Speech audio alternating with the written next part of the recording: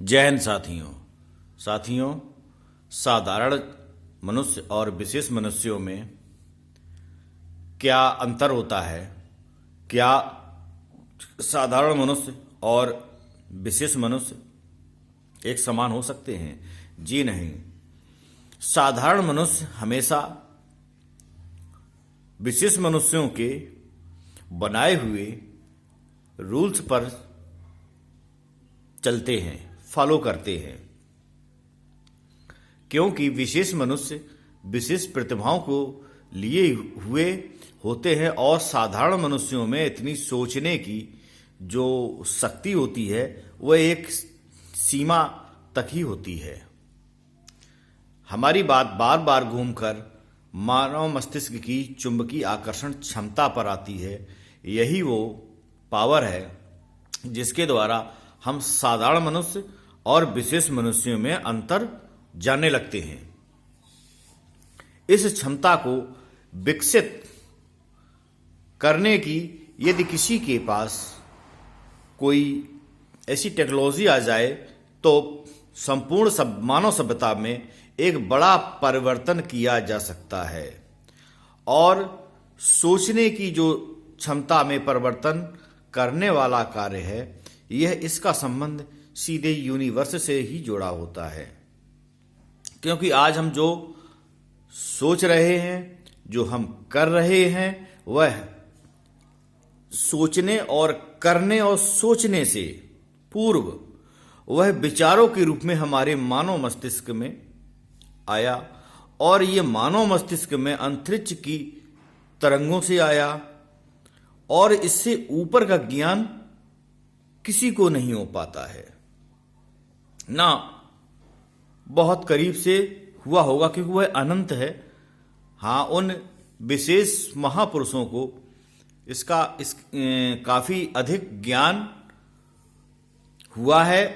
इसी आधार पर हमारे वेद, शास्त्र आदि ग्रंथों का निर्माण हुआ।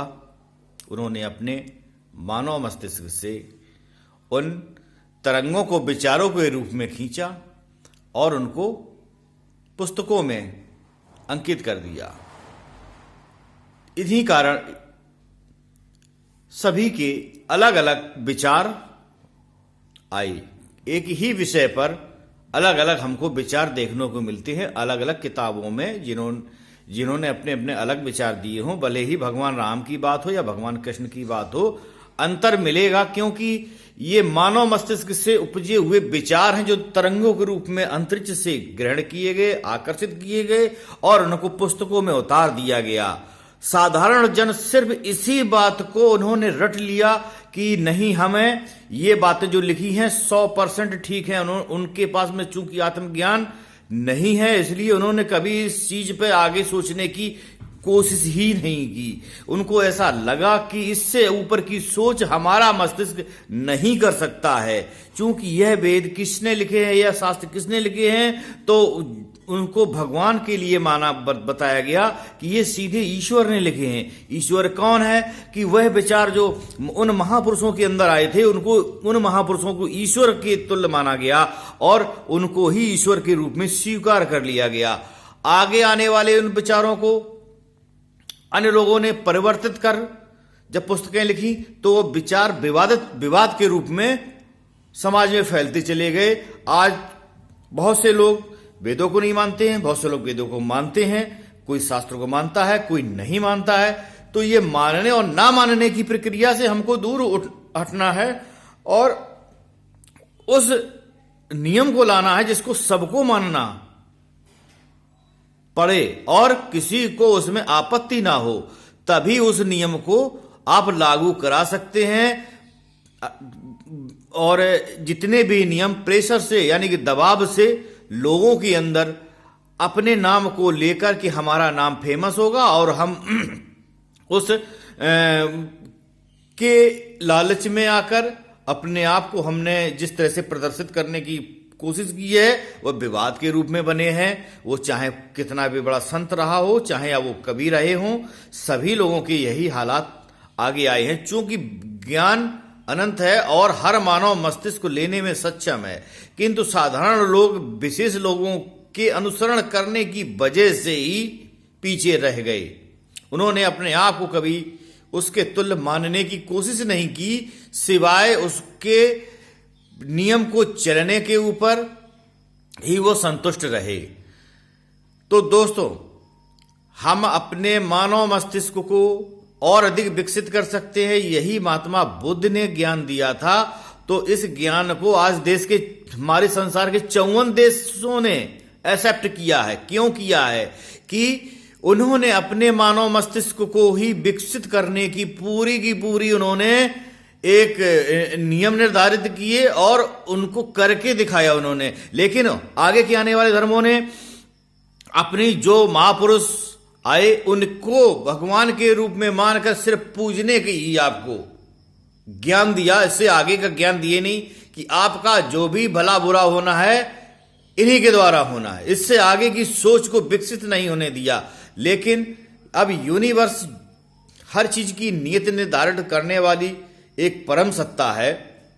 कोई नहीं जानता, ना कोई जान पाया है। आप जिनको ईश्वर कहते हैं, जिनको आप भगवान कहते हैं, उनको भी उस परम सत्ता का पूर्ण ज्ञान नहीं हो सकता, क्योंकि वह अनंत है। और ये बात आपने दिमाग से सोचकर देख सकते हो, दूसरों की बात सुनने की बजाय, कि अनंत को जानना किसी की बस की बात नहीं है, क्योंकि वह अनंत है।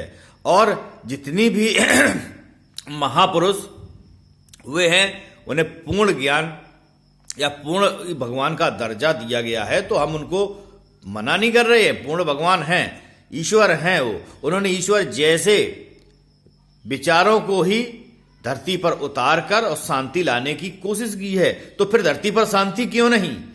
धरती पर इतना ज्यादा अत्याचार क्यों हो रहा है? यदि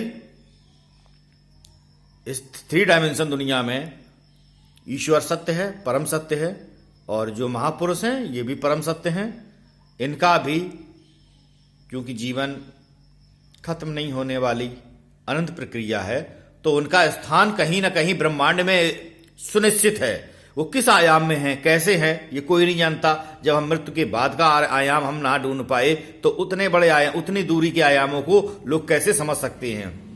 विज्ञान की सीमा है। हम 3 डायमेंशन दुनिया में रहते हैं, तो पहला काम है हमारा विज्ञान से इस दुनिया को जानना। हमारा पहला फर्ज है। जहां हम दुनिया को जानने से रह जाते हैं, अपने आप को सक्षम नहीं पाते, वहां हमें अध्यात्म से जानना हमारी ये आवश्यकता है। मजबूरी नहीं है कि हम अध्यात्म को स्वीकार करके और अपने मानसिक गुणों को और अधिक बढ़ाएं और अधिक आएं।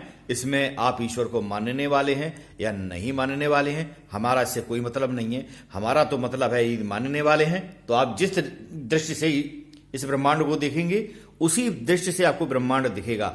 आप चाहेंगे ईश्वर है, ईश्वर होगा। आप चाहेंगे ईश्वर नहीं है, ईश्वर नहीं होगा। ये आपके ऊपर निर्भर करता। आप इतने शक्तिशाली हैं कि ईश्वर को बना सकते हैं और ईश्वर को खत्म भी कर सकते हैं, नष्ट कर सकते हैं, उसका अस्तित्व को आप खत्म कर सकते हैं। आप इतने शक्तिशाली हैं, लेकिन मानसिक गुलामी की वजह से, आप अपनी शक्ति को ना पहचानने की वजह से आज आप इतने निचले स्तर में रह रहे हैं कि आपसे बेहतर पशु है जो हमारे अन्य जीव हैं मनुष्यों के अलावा, वो आपसे ज्यादा समझदार हैं और आपसे बहुत आगे हैं। उनको जितनी भी क्षमताएं प्राप्त हैं उनका सदुपयोग करते हैं। सभी प्राणी कर लेते हैं, मनुष्य को छोड़कर।